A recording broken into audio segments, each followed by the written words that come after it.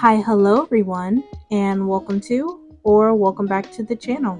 And in today's video, we'll be going over year 2 of WORMCLAN.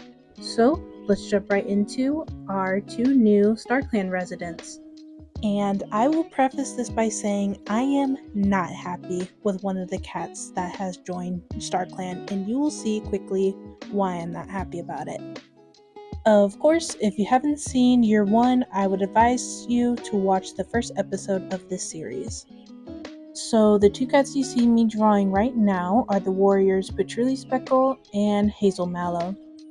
So obviously the cat I am talking about not being happy with is the warrior PatchouliSpeckle, because just last year, exactly 1 moon ago, he was just saved by me from the exact same attack that was done in-game.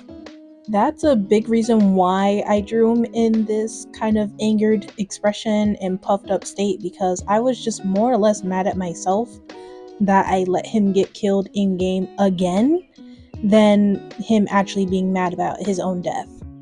As for Hazel Mallow, while he was on patrol with his other clanmates GopherLaurel and BlossomMark, sadly, while they were investigating a scent that crossed their territory, they were warned by a WORMCLAN cat that a large dog was approaching, and sadly, while they were scattering, Hazel Mallow just was not fast enough.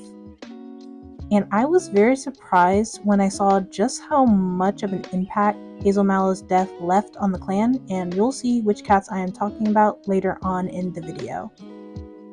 Besides that, there was something that was discussed in their prompts that made me a little bit suspicious, which had to do about LakeBrush and her daughter VoleBright. And from what their prompt said, it was that PatchouliSpeckle knew what VoleBright's secret was, while Hazel Mallow knew what LakeBrush's secret was.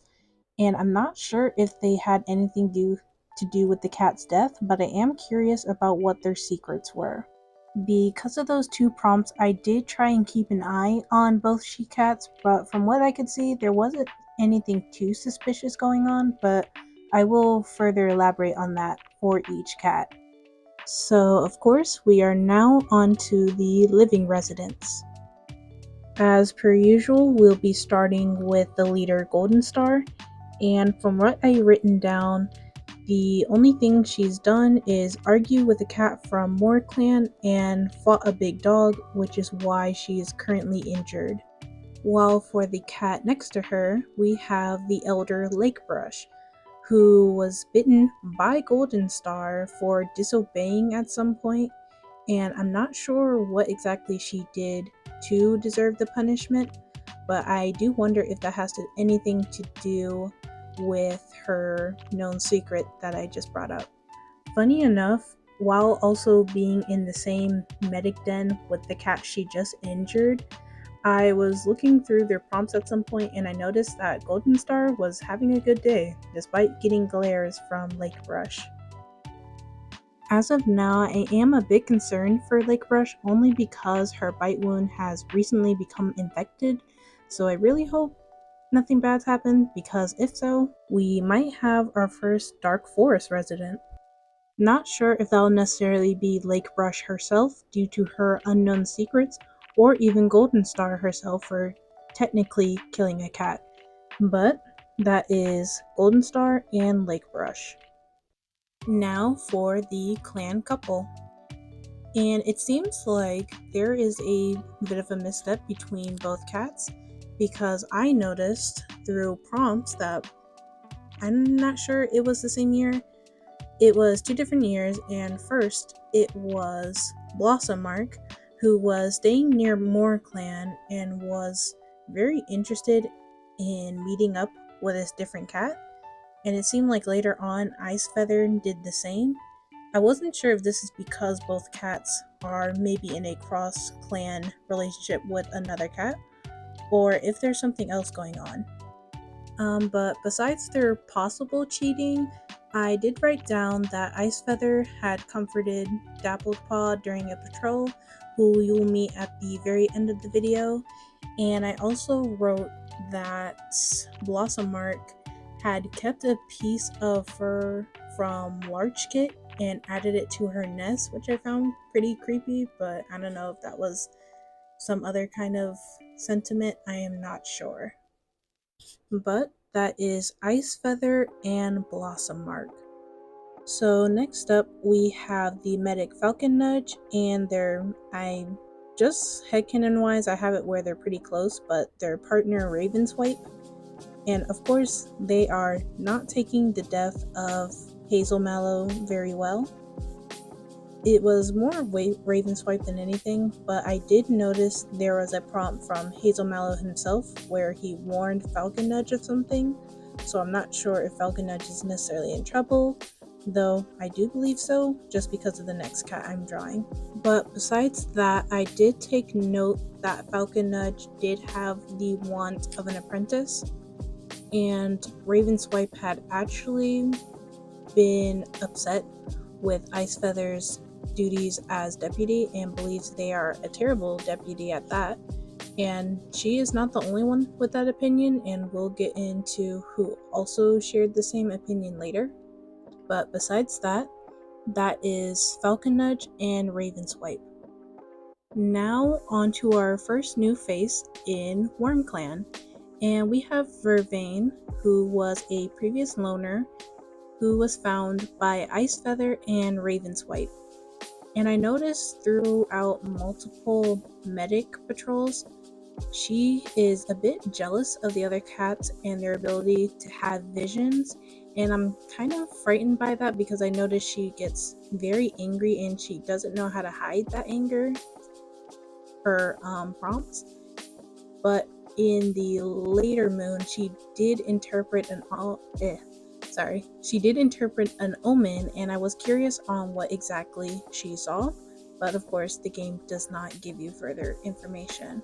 But this is the cat I kind of felt was a bit malicious towards FalconNudge, and I am kind of frightened for him just because of the fact that she's been a bit ambitious but also a bit angered. But for now, that is all I have for Vervain. Next up is our second new face. This cat is named Twix, and they didn't do much this year just because they had joined in much later from after being abandoned on the road due to being sick. For their pose, I decided to base it off of a small prompt, which was that Twix almost died of embarrassment after a recent fumble on patrol, which I don't know, I found super cute. And you won't be able to see it, but in their sprite you'll see that they have a collar, but because of how I did it you weren't able to see it. But that's all I have for Twix.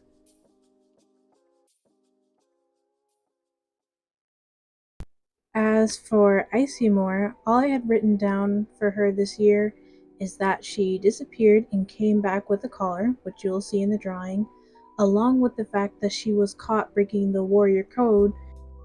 And after taking some time to think, I started to wonder if there was a correlation between the two prompts. And all I could gather is that there might be a possibility of IcyMoor doing a Cloudtail in-game, where she might be getting a little too friendly with Two Legs, but we'll have to see in the following moons. Besides that, that's IcyMoor. Now for RookPurr, who has not been taking the death of their previous apprentice very well.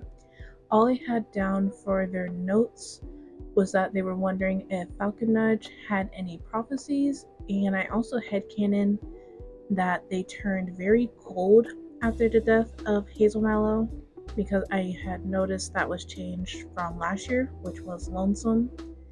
And that was all I had for RookPurr.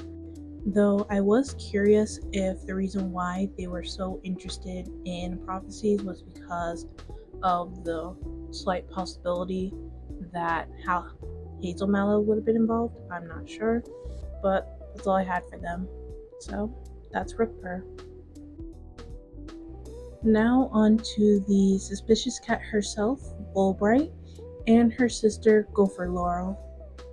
From what I took note of this year, I noticed that VoleBright was having wants to being the new deputy of the clan, and after that moon, she ended up having the prompt where she thought IceFeather also was a terrible deputy, so she is also the cat that agreed with RavenSwipe. And the only reason why I was suspicious in why I brought up the idea of her luring in a big dog was because of her small text prompt that I'll be putting on the screen, where it stated that she hasn't been seen in a while, and I was curious as to why she's been leaving out of camp lately. And I know that's also because she has the sneaky trait, but I feel like there might be something more to it. Then with her sister GopherLaurel, all I had written down for her was that she believes she's a part of a new prophecy, which I am very curious as to what she's believing she's a part of. So I'm definitely going to have to keep an eye on both sisters, but that is VoleBright and GopherLaurel. Now on to our 3 newest warriors of the clan. We have InkFlash, Larchwater, and Slight Lake. Of course, these are the children of FalconNudge and RavenSwipe, and it seems like the 2 sisters have been going through quite a bit this year. For InkFlash, all she had written down was that she had dreams filled with shadowy images during a patrol, while her sister Larchwater sadly had gotten fleas, and she developed bald spots on her flank, which you'll see later on in drawing, though I had accidentally forgot originally, but I'll fix it later. While their brother Slightwater has actually no notes, since I haven't seen him do anything interesting, but that's the 3 siblings for now.